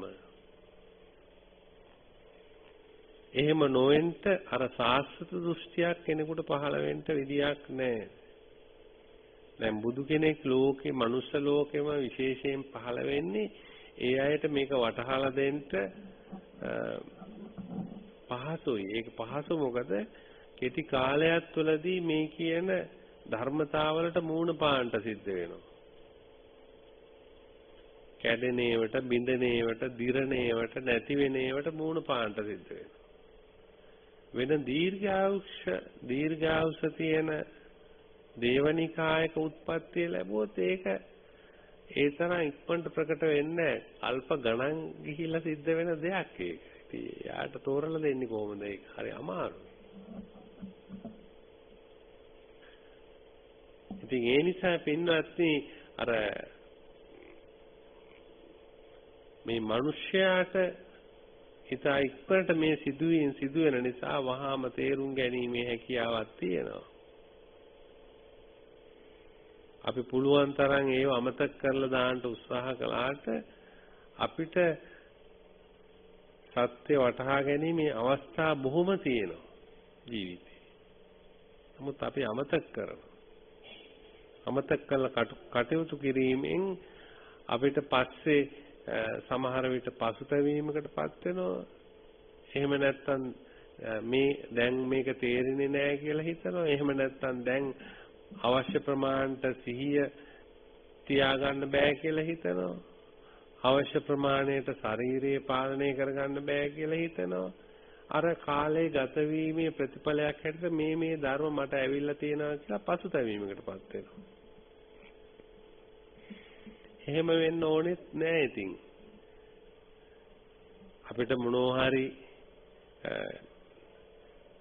දැනීමක්, වැටහීමක්, අවබෝධයක් යම් අවස්ථාවක අල්ප මාත්‍රයකින් හරි දැනුණු වෙලාවක ඒ වෙලාවේ ඉඳලා අපි නැගී හිටින්න ඕන. අපි ඉස්සරහා පිටුපස බැලීමෙන් ඇති වැඩක් නැහැ. තත්ත විපස්සනා කියලා බුදුරජාන් වහන්සේ දේශනා කළා තියෙන්නේ. අර ගත වෙච්ච පිටුපස හෝ පහළ වෙන්න තියෙන ඉදිරිපස හෝ බලන කී යෝගීෙකුට කිසිම ගැළපීමක් නැහැ. ඒ දෙක ගැන හිතලා පශ්චත්තාප වීමේ තේරුමකුත් නැහැ. අවශ්‍ය කරන්නේ යම් ශේෂ මාත්‍රයක් හරි දැන් මේ වෙලාවේ වැටහිලා තියෙනවා නම් ඒ වැටහීම ඔස්සේ නැගී හිටීම පමණයි. ඒ සඳහා අපි ගත යුතු මහන්සිය ගන්න ඕන. දැන් කාලේ ගත වෙනකොට හුඟක් දේවල් හුඟක් කට්ටිය බය වෙන්නේ මේ මතකෙ හිටින්නේ නැහැ කියන කාරණේ. ඒ මතකෙ හිටින්නේ නැහැ කියන එක ගැන ලොකුවට කල්පනා කරන්න එපා. මතකය කියලා කියන්නේ දැන් මේ ගාථා ආදී පද වචන ඕව මතක තිබුණයි කියලා ඒ තරම් ලොකු ඵලයක් ලැබෙන්නේ නැහැ. මතකය නෙමෙයි ඌමනා කරන්නේ අවබෝධය කියන එක. අවබෝධය කියන එක ආලෝකයක් වගේ. යමක් ප්‍රකාශ කරාම යම් සංසිද්ධි මාලාවක් ඔස්සේ යම් කිසි විවෘත අදහසක් මනසට ඇතුළු කරාම මනසින් උපදවන ශක්තිය තමයි අවබෝධය. මේක වැටහුණා. එතන වචන වලට ඉඩක් නැහැ. පදවලට කාලයට කිසි දෙයකට එතන ඉඩක් ලැබෙන්නේ නැහැ. ඒතර තියෙන්නේ අවබෝධය පමණයි. අන්නේ අවබෝධය කියන එක මතක තියාගන්න දෙයක් නෙවෙයි. මේ මොහොතේ එළඹ සිටින ආකල්පයේ උඩ උපදවන දෙයක් තමයි අවබෝධය කියන්නේ. උපදින දෙයක් තමයි අවබෝධය කියන්නේ. දැන් ඒ කාලේ අපි හුඟක්ම තරුණ කාලේ අපි ඒක ගැන හුඟක් පශ්චාත්තාප වුණා, මතක නැති වෙයි ඒ ආදී වශයෙන් විවිධ දේ ගැන. ඒ නිසා තමයි තථාගත බුදුරජාණන් වහන්සේ පෙන්වන්නේ තමන් වහන්සේ එදා සම්මත වර්ෂයෙන් 35 වසරක් ගත වෙන මොහොතේ සම්මා සම්බෝධියටපත් වෙලා යම් තත වචනයක් සත්‍ය වචනයක් ලෝකයට ප්‍රකාශ කළා නම් මේ පිරිනිවන් පාන්න යන මොහොතේ ඒ දේ ඒ විදිහටම වෙනස් නැතුව ප්‍රකාශ කරනවා. ඒ කල්පනාවේ මොකක් නෙවෙයි, මේ අවබෝධයක් ඒ තියෙන නිසා. අවබෝධමත් මිනිසයාට ඔයි කියන මතකයේ නෙවෙයි තියෙන්නේ. ඒ අවබෝධය ලැබුණු දවසේ ඉඳලම අවසානය දක්වාම අවබෝධයයි තියෙන්නේ. ඒ නිසා ඒ අවබෝධයෙන් ප්‍රකාශ කරන දේ වල වෙනසක් ඇති වෙන්න විදියක් නෑ පින්වත්. අනිත් කාරණේ දැන් අපි මතකයේ ගැන මතක තබා ගැනීම පිළිබඳ බීතියක් අපිට තියෙනවා නම් ඒ බීතියටත් හේතුවක් තියෙනවා. ඒ හේතුව තමයි අපි ප්‍රමාණය ඉක්මවා අපිට දරන්න බැරි ධාරිතාවකට අපි ඔසවාගෙන ඉන්න අපි උත්සාහ කරනවා. ඒ කියන්නේ ප්‍රශ්න ගණනාවකට මැදි වෙලා අපේ ජීවිතේ අපි ගත කරනවා. වයසක ජීවිතේ, වයෝවෘද්ධ ජීවිතේ ප්‍රශ්න ගොඩකට මැදි වෙලා අපි ගත කරනවා. ඒ ප්‍රශ්න ගොඩකට මැදි වෙලා ගත කරනකොට ස්මරණ ඥානය කියන එක නැති වෙනවා. ස්මරණ ඥානයක් ඇති වෙන්නේ නැහැ. තරුණ කාලේ ප්‍රශ්න තියෙනවෙකට ප්‍රශ්න අඩුයි. මොකද මේ ප්‍රශ්න වැඩි හිටියෝ බාරගෙන තිබුණ නිසා. අම්මා බාරගෙන නැති වුණා, තාත්තා බාරගෙන නැති වුණා, වැඩුමල් සහෝදරයෝ බාරගෙන නැති වුණා. ඒ තමන්ට බාර ගන්න මොකක් නැහැ. කන්න නිදා ගන්න ඔක්කොම හම්බ වෙනවා. කාලා නිදා ගන්න. ඒ දේවල් මතක තියෙනවා. දැන් ප්‍රශ්න ටික අම්මා තාත්තලා ගිහිල්ලා තමන්ට බාර දීලා දෙනවා. ඊළඟට දරුවොත් තමන්ගේ අනිත් ප්‍රශ්න දරුවන්ගේ දරුවත් ප්‍රශ්න තමන්ට බාර දෙනවා. එහෙම ඉතින් මේ සඳහා සමය ගත කරන මිනිස්සයාට මතකයක් හිටින්න විදියක් නැහැ. නැත්තම් මම කල්පනා කළා එක්තරා අවස්ථාවක ඒ උඟක්ම ළමා අවස්ථාවේ තරුණ අවස්ථාවේ ගාථා පාඩම් කරමින් ලොකු හාමුදුරන්ට පාඩම් දෙන කාලේ මට මතක් වෙනවා. මතක් වුණා මම කොච්චර කාලයක් ගාථාවකට වෙන් කරනවද පාඩම් කරන්න ඒ ගාථාවද මම ඉතා සුළු කාල වේලාවක් ගත කළා. ඒ මොකද ලදරු බව. ඉතින් මම ඒක බලාගෙන ආවා දැන් මොකක් හරි වෙනසක් තියෙනවා. වෙනසක් නැහැ. වෙනසක් නැහැ. ඒ මොකද මට එහෙම ප්‍රශ්නයක් මොකක්වත් නැහැ. මට හැමදේම මම නිදහසේ ඉන්නවා. ඉතින් ඕවට 아무තු මනෝවිද්‍යාවක් ඕනේ නැහැ තෝරන්න. තමන්ගේ මනස දිහා බලන්න. තමන්ගේ මනස දිහා බලුවා තමන්ට තේරුම් ගන්න පුළුවන් මේ වෙලා තියෙන්නේ මොකද්ද කියලා.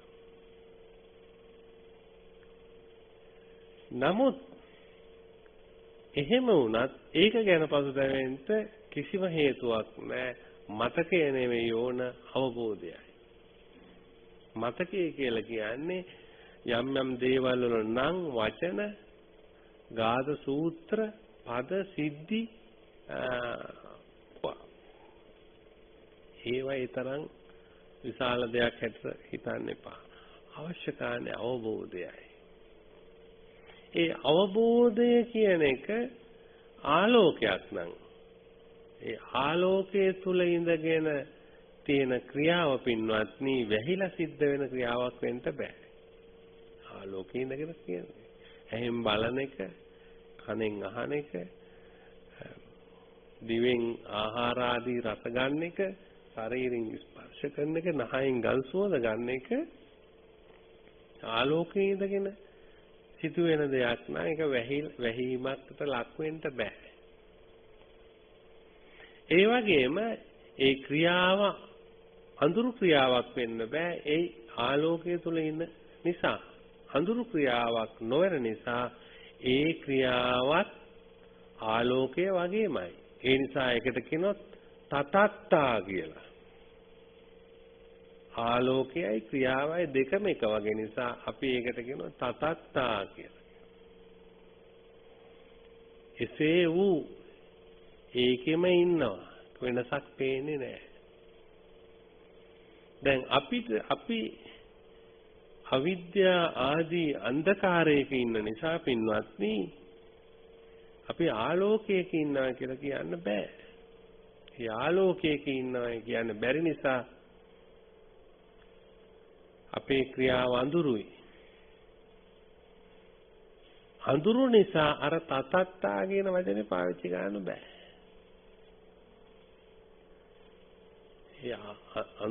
ඒ ක්‍රියාවත් අඳුරුයි, අඳුරේ වාසය කරනවා. ඔය වෙනසක් නැහැ. ක්‍රියාවෙන් අඳුර නැති කළෙත් නැහැ, අඳුරෙන් ක්‍රියාව ආලෝකමත් වුනේත් නැහැ. අඤ්ඤමඤ්ඤතාවයක් ඇති වෙන්න විදියක් නැහැ. කිසිසේත් එහෙම සිද්ධ වෙන්න ක්‍රමයක් ඇත්තේ නැහැ. ඒ නිසා තමයි පිරිසිදු නුවණ, ප්‍රසන්න නුවණ කියන එක ඊටම වැදගත් වෙන්නේ. දැන් අපි යම් යම් අභ්‍යාසවල යෙදෙනවා. අපේ සිත කිසියම් එක අරමුණක පිහිටවන්න. අභ්‍යාස.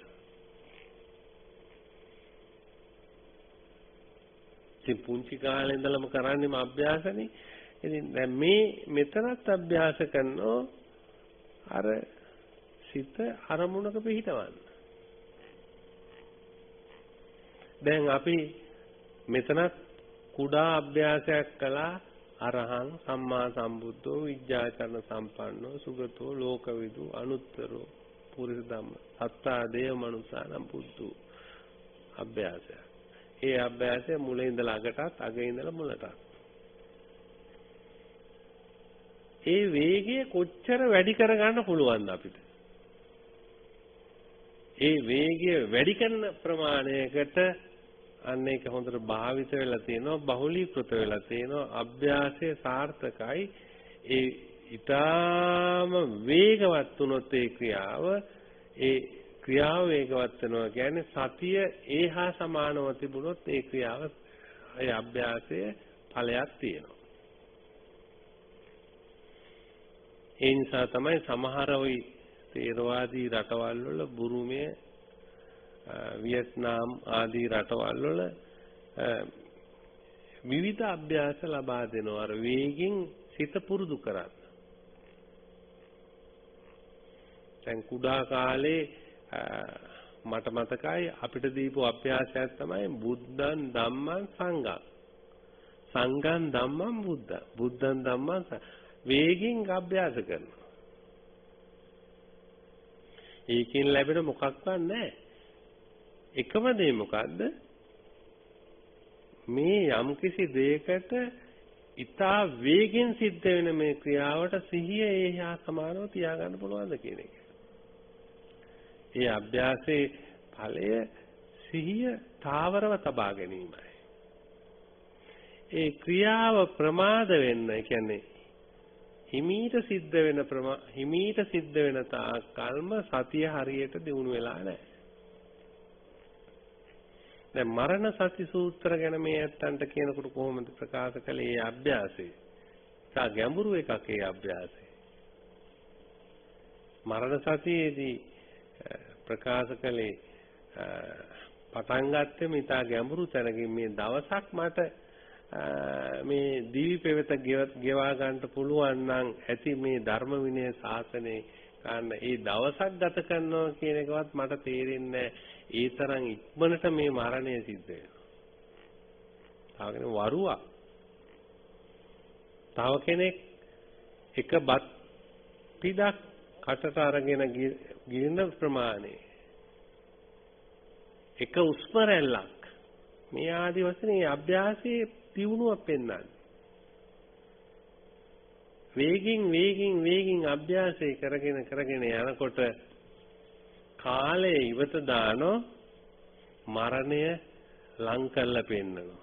කාලය ඉවත දානෝ මරණය ලං කරලා පෙන්නනවා. එතකොට එහෙනම් කාලය විසින් මරණය වහලා තියෙනවා. කාලය විසින් මරණය වහලා තියෙනවා. අනේ මනසේ මායාව. කාලය කපා හරිනෝ මරණය ලං කරනවා. එතකොට ඒ යෝගාවචරයගේ යම් අභ්‍යාස ක්‍රියාවක් තියෙනවා. ඒ ක්‍රියාව මරණය ලං වුණා. ඒ මරණය තමා ඊතා වේගින් මරණය සිදු වෙන බව, බිඳි බිඳි යන බව අවබෝධ කරනවා. ඒක මේ අභ්‍යාස කියන්නේ ඊතා වැදගත් දෙයක්. ආනාපාන සති සූත්‍රයේදී බුදුරජාණන් වහන්සේ අභ්‍යාසයක් දුන්නේ.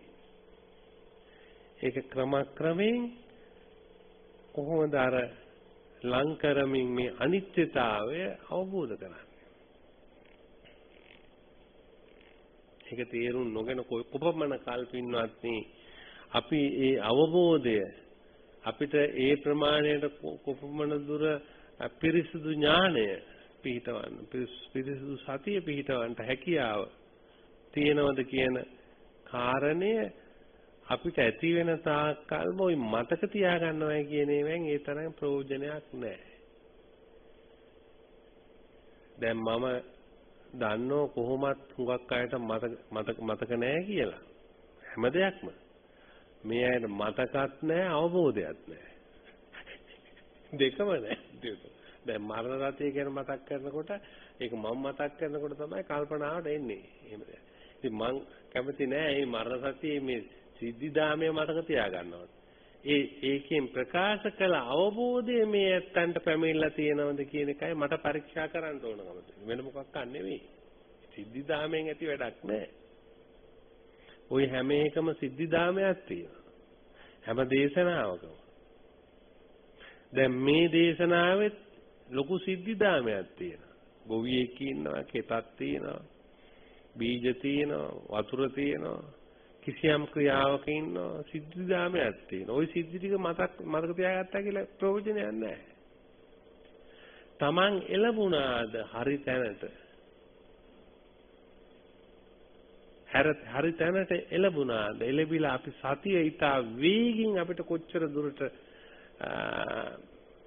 මේක ඒ තැනට පිහිටවන්න හැකියාව තියෙනවද? අර කාලය මරලා දාලා, කාලය ඉවත් කරලා. මේ මනසේ හදන මායාව ඉවත් කළා. අපිට ඒක වෙනස් වෙන්න පුළුවන්. අර කුසලය කියන එකට පරිවර්තනය ගන්න පුළුවන්. එතකොට යම් තණ්හාවක් යම් දිට්ඨියක් නම් උපාදානයක් එහෙම නැත්නම් යම් නිත්‍ය සංකල්පනාවක් ඒ හැම දෙයක්ම පැමිණී අපේ අර කාලයයි මනසේ මායාවයි නිසා ඒක කපා ඉවත් කරලා කුසලයේ කියන තැනට එන්නේ. අන්න ඒ නිසා තමයි අර පුරාණ බණ පොත්වල තියෙන්නේ පුතුජනෝ පිම්පව් කරනෝ රහතුන් කුසල් කරනෝ.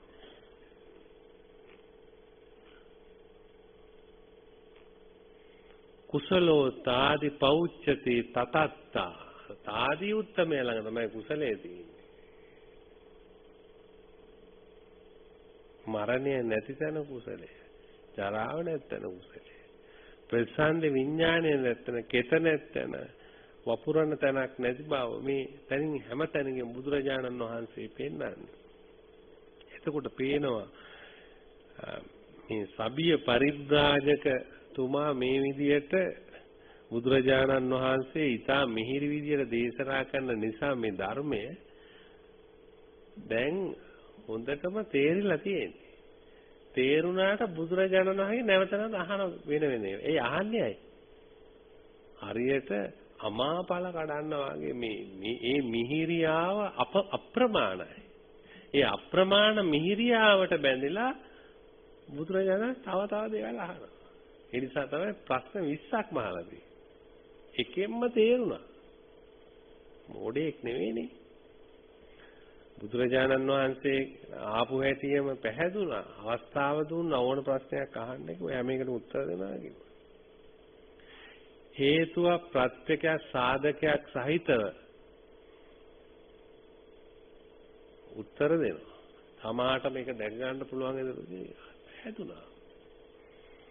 ඉතින් මේ ප්‍රශ්න ආමින් ගිහිල්ලා ඊටාම ප්‍රීතියටපත් වෙලා නමෝ තේ පුරිසාජඤ්ඤ පුරුෂ ශ්‍රේෂ්ඨයාණන් වහන්සේ ඔබ වහන්සේට নমස්කාර වේවා. නමෝ තේ පුරිසුත්තම පුරුෂෝත්තමයන් වහන්සේට নমස්කාර වේවා. සදේව කස්මින් ලෝකස්ස නත්ති මේ පටිපුග්ගලෝ මේ දෙවි මිනිසුන් අතර ඔබ වහන්සේ ආ සමාන කෙනෙක් තවත් නැහැ. තුවං බුද්ධං ඔබ වහන්සේ ඒකාන්ත කොට බුදුරජාණන් වහන්සේ. තුවන් සත්තා ඔබ වහන්සේ ඒකාන්ත කොටම ශාස්ත්‍රයන් වහන්සේ. මේ ආදී වශයෙන් බුදු ගුණ සාගරයක් තව ධාතා 10කින් බුදුහාමුදුරන්ගේ ගුණ මේ සබිය පරිබ්‍රාජකතුමා ගායනා කරනවා. සාමීනි බුදුරජාණන් වහන්සේ මේ මහත් ගුණ ඇති ඔබ වහන්සේගේ ශ්‍රාවකෙක් කොට සලකන්නේ මම කියලා ශ්‍රීපතුල වන්දිනවා. බුදුන් සරණ ගිය ශ්‍රාවකෙක් හැටියට සලකන්නේ. එපමණක් නොවේ ස්වාමීනි ඔබ වහන්සේගේ ශාසනයේ මට පැවිද්ද ලබා දෙන්නේ. බුදුරජාණන් වහන්සේ දේශනා කරනවා මේ ශාසනයේ නියමයක් තියෙනවා. අන්‍ය පරිබ්‍රාජකෙක් අන්‍ය ලබ්ධිකෙක් ශාසනයට ඇතුල් වෙනකොට පැවිදි බව ලබනවා නම් සිව් මාසයක් කාලය ගත කරන්න ඕන පරිවාස කාලය. පරිවාස කාලයක් තියෙනවා.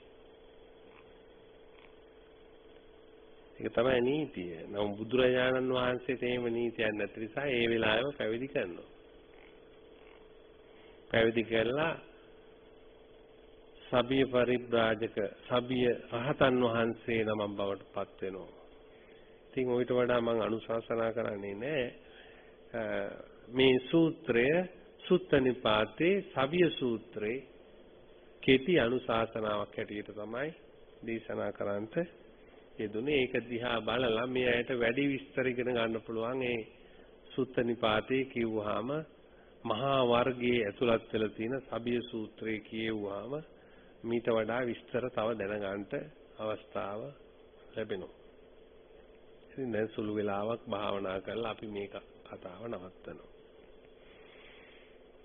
මම අවෛරී වෙම්වා තරහ නැත්තෙක් වෙම්වා කෙලෙස් ඉඳී බිය නැත්තෙක් වෙම්වා ශාන්ත සිත් නැත්තෙක් වෙම්වා ඉදිරිපසින් අනන්තයතෙක් පෙනෙන නොපෙනෙන අනන්තවත් සත්‍යයෝ අවෛරී වෙත්වා තරහ නැත්තෝ වෙත්වා කෙලෙස් ඉඳී බිය නැත්තෝ වෙත්වා ශාන්ත සිත් නැත්තෝ වෙත්වා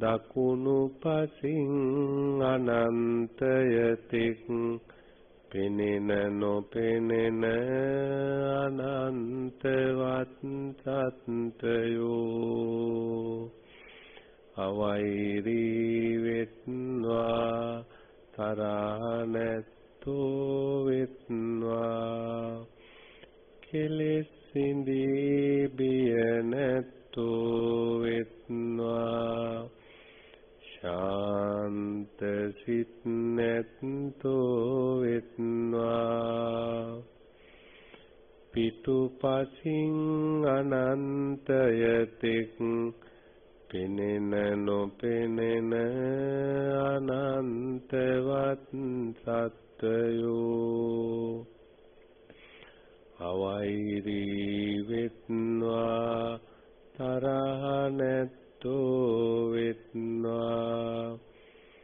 කෙලෙස් ඉඳී බිය නැත්තෝ වෙත්වා ශාන්ත සිත් නැත්තෝ වෙත්වා වම් පසින් අනන්තයතෙක් පෙනෙන නොපෙනෙන අනන්තවත් සත්‍යයෝ අවෛරී වෙත්වා තරහ නැත්තෝ වෙත්වා කෙලෙස් ඉඳී බිය නැත්තෝ වෙත්වා ශාන්ත සිත් නැත්තෝ වෙත්වා ඉහලින් අනන්තයතෙක් පෙනෙන නොපෙනෙන අනන්තවත් සත්‍යයෝ අවෛරී වෙත්වා තරහ නැත්තෝ වෙත්වා කෙලෙස් ඉඳී බිය නැත්තෝ වෙත්වා ශාන්ත සිත් නැත්තෝ වෙත්වා පහලින් අනන්තයතෙක් පෙනෙන නොපෙනෙන අනන්තවත් සත්‍යයෝ අවෛරී වෙත්වා තරහ නැත්තෝ වෙත්වා කෙලෙස් ඉඳී බිය නැත්තෝ වෙත්වා ශාන්ත සිත් නැත්තෝ වෙත්වා දස දෙසින් අනන්තයතෙක් පෙනෙන නොපෙනෙන අනන්තවත් සත්‍යයෝ අවෛරී වෙත්වා තරහ නැත්තෝ වෙත්වා කෙලෙස් ඉඳී බිය නැත්තෝ වෙත්වා ශාන්ත සිත් නැත්තෝ වෙත්වා සියලු සත්ත්වයෝ අවෛරී වෙත්වා තරහ නැත්තෝ වෙත්වා කෙලෙස් ඉඳී බිය නැත්තෝ වෙත්වා සිත් නැත්තෝ වෙත්වා සියලු සත්ත්වයෝ අවෛරී වෙත්වා තරහ නැත්තෝ වෙත්වා කෙලෙස් සිඳී පිය නැත්තෝ වෙත්වා ශාන්ත සිත් නැත්තෝ වෙත්වා සියලු සත්ත්වයෝ අවයි සාදු සාදු සාදු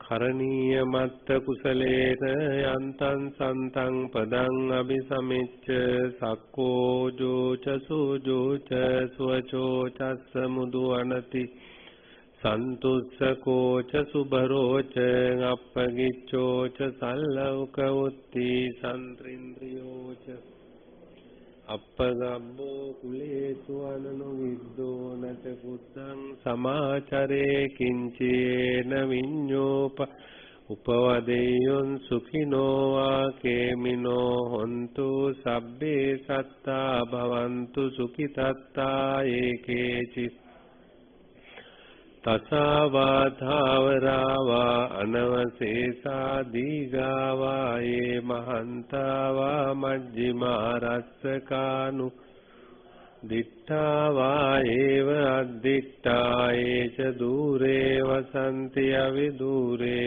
භූතාවා සම්භවේ සම්බේ සත්තා භවන්තු සුඛිතස්ථාන පරෝ පරං නිකුබ්බේත නාති මඤ්ඤේත කත්තචිනං ව්‍යාරෝසනා පටිග සංඥානාඤ්ඤ මඤ්ඤස්ස දුක්ඛ මිච්ඡේය මාතා යතා ආයුසා ඒක පුත්ත මනුරක්කේ එවම්පි සබ්බ භූතේසු මාන සම්භාවයේ මිත්තං ච සබ්බ ලෝකස්මින් මාන සම්භාවයේ අපරිමාණං උද්දං අදෝච අසම්බාධං අවේරං අසපත්තං තිට්ඨං චරන් නිසින්නෝ ආසයානෝ ආයාව විගත මිද්දෝ ඒතං සතින් අදිත්තේය බ්‍රහ්මමේතං විහාරං ඉද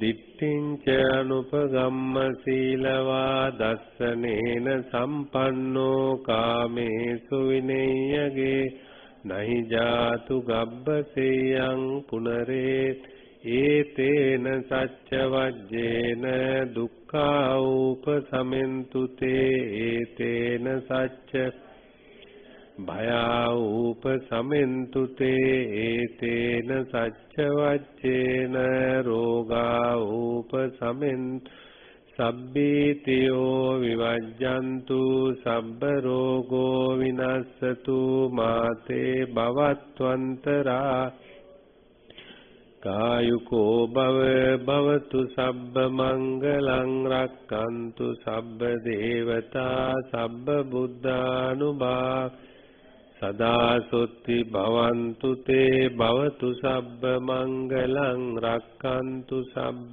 දේවතා සබ්බ ධම්මා සදා සොත්ති භවන්තු තේ භවතු සබ්බ මංගලං රක්칸තු සබ්බ දේව සබ්බ සංඝානුභාවේන සදා සොත්ති භවන්තු තේ නක්ඛත්තයක්ඛ භූ පාපග්ගහ නිවාරණා පරිත්තස්සානුභාවේන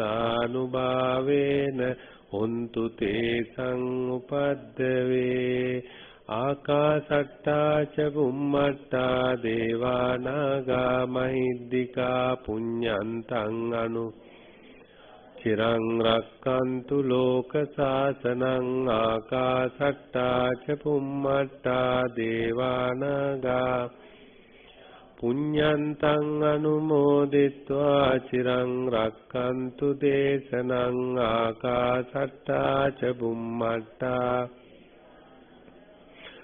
පුඤ්ඤන්තං අනුමෝදිत्वा චිරං රක්칸තු ත්වං සදාති ඉදම්මේ ඥාතිනං සුඛිතා හොන්තු ඥාතයෝ ඉදම්මේ ඥාතිනං හෝතු සුඛිතා ඉදම්මේ ඥාතිනං හෝතු සුඛිතා හොන්තු ඥාතයෝ දුක්ඛප්පත්තාච භයප්පත්තාච නිබ්බයා සෝකප්පත්තාච නිස්සෝකා හොන්තු සබ්බේ ඉමිනා පුඤ්ඤ කම්මේන මාමේ බාල සමාගමෝ සතං සමා හෝතු යාව නිබ්බානපත්තියා ඉදං මේ පුඤ්ඤ කම්මං ආසවක්ඛයා සබ්බ දුක්ඛා පමුංචතු සාදු සාදු සාදු ඔබඳගත් අභිවාදන සීලිස්ස නිච්ඡං වද්ධාපචායිනෝ චත්තාරෝ ධම්මා වඩ්ඩಂತಿ ආයුවන්නෝ සුඛං බලං ආයුරාෝග්‍ය සම්පatti සග්ග සම්පatti මේවච අතෝ නිබ්බාන සම්පatti ඉමිනාතේ සමිජ්ජතු